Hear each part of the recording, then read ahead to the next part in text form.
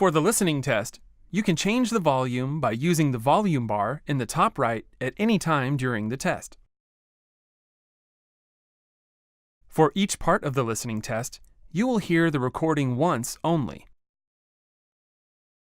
Some parts of the test have more than one type of question. Each type of question has its own instructions.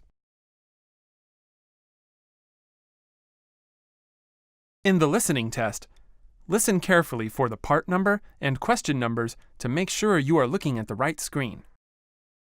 For some questions, you need to write your answer in the gap. For some questions, you need to choose which diagram label, A, B, C, etc., is correct for which item listed in the table.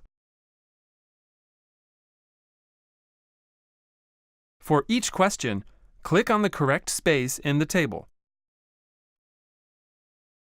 For some questions, you need to click on an answer and move it into the gap.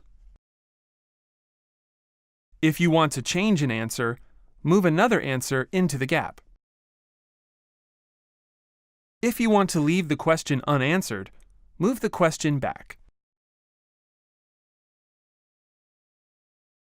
And for some questions, you need to move an answer into a gap on a diagram. At the end of the listening test, you'll have 2 minutes to check all of your answers. The tests will automatically stop when the time finishes.